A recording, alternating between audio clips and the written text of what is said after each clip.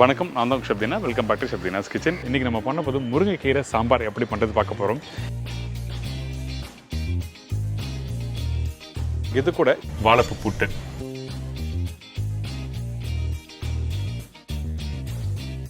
முருங்கைக்கீரைக்கு சாம்பார் தேவையான பொருட்கள்: முருங்கை இலை 1 கைப்பிடி, தோரம்பருப்பு 6 டேபிள் ஸ்பூன், பாசிப்பருப்பு 1.5 டேபிள் ஸ்பூன், சின்ன வெங்காயம் 20லேருந்து 25 நம்பர், தக்காளி 2 நம்பர், பூண்டு 15லேருந்து 20 பல்லு, காய்ந்த மிளகாய் 3லேருந்து 4 நம்பர், சீரகம் 1 டீஸ்பூன், பெருங்காயம் அரை டீஸ்பூன், மஞ்சத்தூள் சிறிதளவு, சில்லி பவுடர் அரை டேபிள் ஸ்பூன், தனியா பவுடர் 3/4 டேபிள் ஸ்பூன், கருவேப்பிலை சிறிதளவு, கொத்தமல்லி தேவையான அளவு, கடுகு 1/4 டீஸ்பூன், உப்பு தேவையான அளவு, எண்ணெய் சமைக்கிறதுக்கு தேவையான அளவு, நெய் 2 டேபிள் ஸ்பூன். இதாங்க இந்த ரெசிபிக்கு தேவையான பொருட்கள்.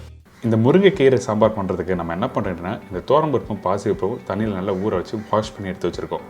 நல்லா ஊறினா தான் நல்லா வேகும், அதனால தான் நல்லா ஊற வச்சு வேக வைக்கணும்னு சொல்கிறேன். இப்போது இந்த ஊற வச்சு இந்த தோரம்பருப்பும் பாசிப்பருப்பும் இந்த குக்கரில் போட்டிருக்கேன். தேவையான அளவுக்கு தண்ணி ஊற்றி நல்லா வேக வச்சுருங்க. அதிகபட்சம் ஒரு 3லேருந்து 4 விசில் விட்டிங்கன்னா கரெக்டாக இருக்கும். இதில் கொஞ்சம் மஞ்சத்தூள் போட்டு வேக வைக்க வேண்டியதான், அவ்வளோதான். பருப்பு நல்லா வெந்தால் தான் உங்களுக்கு கரெக்டான டெக்ஸ்சர் கொடுக்கும். அதனால தான் நல்லா மசிட்டு சொல்லி விட்டுருங்க.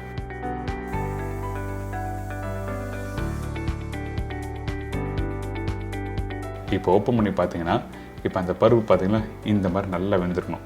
சில பருப்பு 1-2 பருப்பு வேகாமல் இருந்ததுன்னா அந்த டைமில் நம்ம வீட்டில் இருக்க மத்து போட்டு நல்லா கடைஞ்சிருங்க. நீங்கள் எப்போ சாம்பார் வீட்டில் பண்ணாலும் கண்டிப்பாக பருப்பு நல்லா மசிஞ்சிருக்கணும். அப்போ தான் கரெக்டான டெக்ஸ்சர் கொடுக்கும். ஏன் கேட்டிங்கன்னா, அந்த சாம்பார் ப்ரிப்பரேஷன் பண்ணும்போது சில பேர் பண்ணும்போது நல்லாயிருக்கும், ஆனால் குக் பண்ணிவிட்டு ஒரு பாத்திரத்தில் மாற்றி வைப்பீங்க பார்த்தீங்கன்னா, அந்த டைமில் மேலே தண்ணி வந்துடும், கீழே பருப்பு கீழே உட்காந்துரும். அதான் விஷயம்.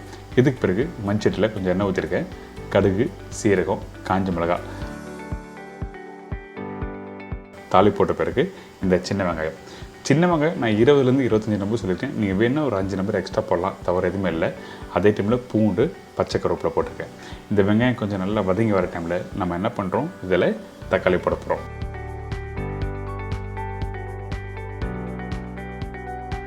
அதே டைமில் இந்த வெங்காயம் ரொம்ப வதங்க வேண்டாம், ஒரு 70% அளவுக்கு வதங்கினா மட்டுமே போதும். அதுக்கு பிறகு தக்காளி போட்டிருக்கேன்.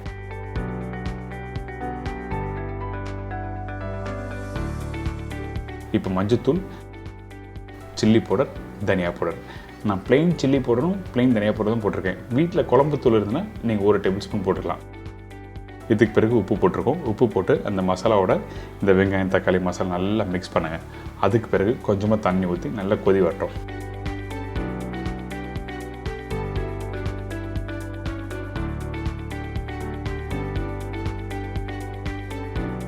அதே டைமில் கொஞ்சம் கொத்தமல்லி போட்டு இந்த மாதிரி கொதித்து வரணும். ஏன் இந்த மாதிரி தண்ணி ஊற்றுன்னு சொல்கிறேன்னா, அந்த மசாலா போட்ட உடனே காரணம் இருக்குது.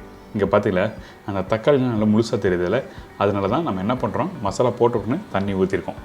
இல்லைன்னா நல்லா வதக்கிட்டோன்னா அந்த தக்காளி நல்லா மசிஞ்சு போயிடும், அப்புறம் நல்லா இருக்காது. இப்போ நம்ம என்ன பண்ணுறோம், வேக வச்ச அந்த பருப்பும் இதில் ஊற்றி நல்லா மிக்ஸ் பண்ணுறோம். பருப்பு போட்ட பிறகு ரொம்ப நேரம் கொதிக்கக்கூடாது. நீங்கள் வீட்டில் எப்போ சாம்பார் பண்ணாலும் ரொம்ப கவனத்தில் இருக்கணும். மசாலா, புளி தண்ணி எல்லாம் நல்லா கொதித்து வரலாம். ஆனால் பருப்பு போட்ட பிறகு அதிகபட்சம் ஒரு 2 கொதி, அதாவது 2 வாட்டி பாயில் பண்ணிடலாம், அவ்வளோதான். இப்போ நம்ம என்ன பண்ணியிருக்கோம், கொஞ்சம் பெருங்காயம் போட்டிருக்கேன்.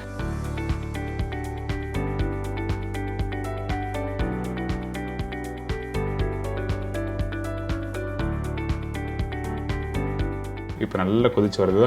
இந்த டைமில் நம்ம என்ன பண்ணுறோம், முருங்கைக்கீரை போட போகிறோம். முருங்கைக்கீரை நல்ல பிஞ்சான கீரை எடுத்து நல்லா வாஷ் பண்ணி எடுத்து வச்சுக்கோங்க. அதுக்கு முன்னாடி இந்த பருப்பு ஒரு டெக்ஸ்சர் காமிக்கிறேன். இந்த மாதிரி கரெக்டான டெக்ஸ்சர் இருக்கணும். ரொம்ப கெட்டியாக இருந்தாலும் சாப்பிட பிடிக்காது, அதே டைம் ரொம்ப தண்ணியாக இருந்தாலும் சாப்பிட பிடிக்காது. அதனால தான் இந்த சாம்பார் கரண்டிலேருந்து எடுத்து நீங்கள் ஊற்றிங்கன்னா இந்த மாதிரி இறங்கணும். அதுக்கு பிறகு தான் இந்த முருங்கைக்கீரை போடுறோம், சரிங்களா?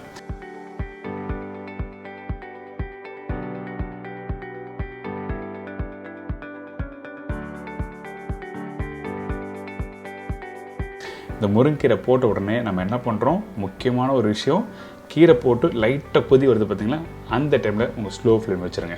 அவ்வளோதான். ரொம்ப நாள் கொதிக்கக்கூடாது. அப்படி கொதிச்சா அந்த கலர் போய்டும், பார்க்கும்போது நல்லா இருக்காது. இந்த கீரை வேகிறதுக்கு ரொம்ப டைம் இருக்காது, அதிகபட்சம் ஒரு 2 நிமிஷம், அவ்வளோதான். இதுக்கப்புறம் நம்ம என்ன பண்ணுறோம், இன்னொரு பேனில் 2 டேபிள் ஸ்பூன் நெய் போட்டிருக்கேன். இந்த நெய் போட்ட பிறகு ஒரு 5 பல்லு பூண்டு எடுத்துக்கோங்க. அந்த பூண்டை 1 நல்லா இடிச்சிட்டு கொஞ்சம் லைட்டாக வதக்கணும். இந்த வதங்கி வர டைமில் கொஞ்சம் சீரகம் பவுடர், அதாவது சீரகம்னா ஃபைன் பவுடரில் அந்த சீரகத்தையும் கொஞ்சம் இடித்த சீரகம் தான் போட்டிருக்கேன். 1/10 இடித்த சீரகம், அதோட கொஞ்சம் காஞ்ச மிளகாய், கருவேப்பிலை போட்டு ரெடி பண்ணிங்கன்னா இந்த மாதிரி வரும்.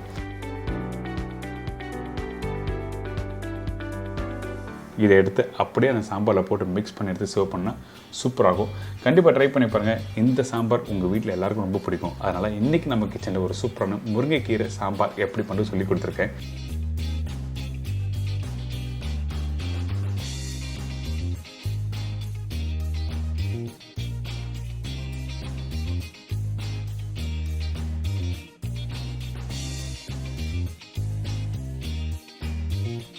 இது தொடர்ந்து ஒரு சூப்பரான வாழைப்பூ புட்டு.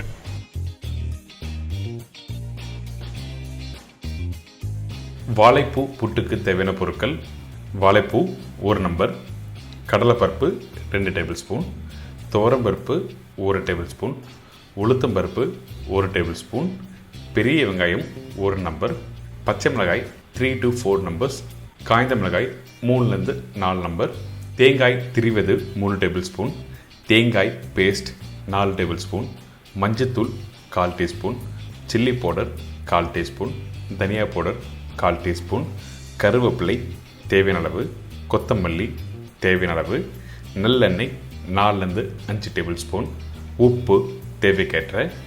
இதாங்க இந்த ப்ரிப்பரேஷன் தேவையான பொருட்கள்.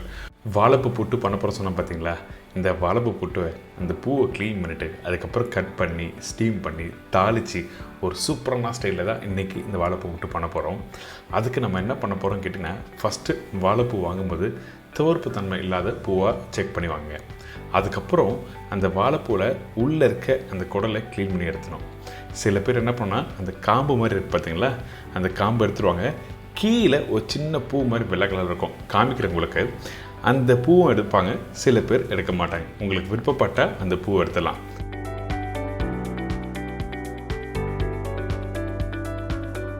இங்கே பார்த்தீங்களா இந்த வெள்ளை கலர் இருக்குது. இந்த வெள்ளை கலர் பூ மாதிரி இருக்குல்ல, இது சில பேர் எடுப்பாங்க. விருப்பப்பட்டால் எடுக்கலாம், எல்லாமே நீங்கள் கட் பண்ணி யூஸ் பண்ணலாம். நான் இன்றைக்கி டைரெக்டாக வெறும் அந்த காம்பு, அதாவது குடல் மட்டும் எடுத்துகிட்டு அதுக்கப்புறம் ப்ரிப்பரேஷன் ஸ்டார்ட் பண்ணுறேன். இப்போ இதை ஃபைன் சாப்பாக நம்ம கட் பண்ணுறோம்.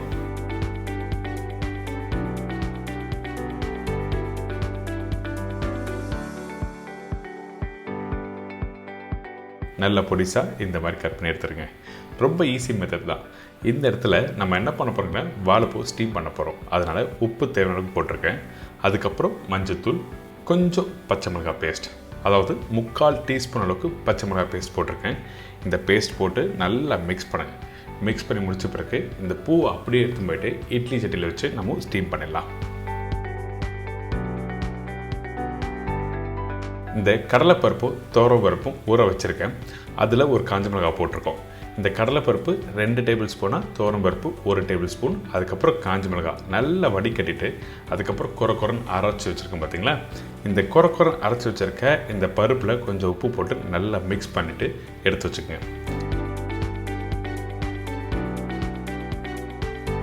இப்போது இந்த இட்லி சட்டியில் சின்னதாக ஒரு இலை போட்டிருக்கேன். நீங்கள் வீட்டில் இலை போடலாம், அப்படிலாம் துணியை போட்டு அரைச்சி வச்சுருக்க பருப்பு போட்டுருங்க. அதுக்கு மேலே இன்னொரு தட்டு வச்சு இந்த வாழைப்பூவை கரெக்டாக ஸ்டீம் பண்ணணும். இந்த வாழைப்பூ ஸ்டீம் பண்ணுறதுக்கு குறைஞ்சபட்சம் ஒரு 8 to 10 நிமிஷம் ஸ்டீம் பண்ணால் போதும்.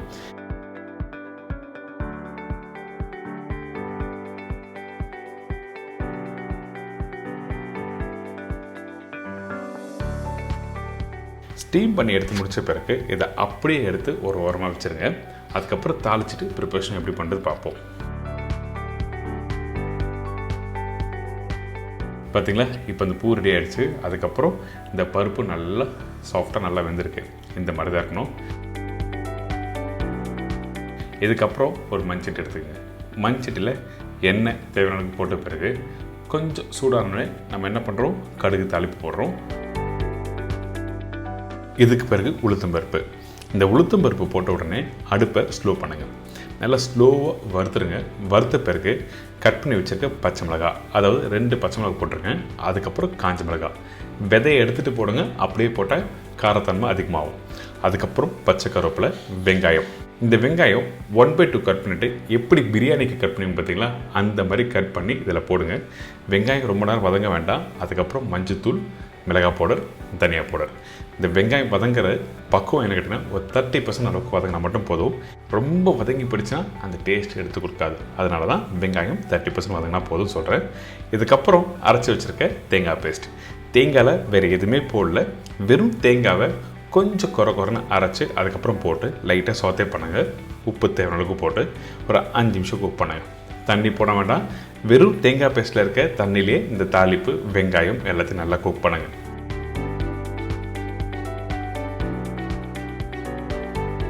இப்போ கொஞ்சம் கெட்டியாக இருக்கும்.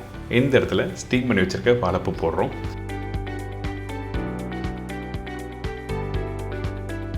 இந்த வாழைப்பூ போட்ட பிறகு நம்ம மெதுவாக அந்த தேங்காய் பேஸ்ட்டோட நல்லா மிக்ஸ் பண்ணுங்கள்.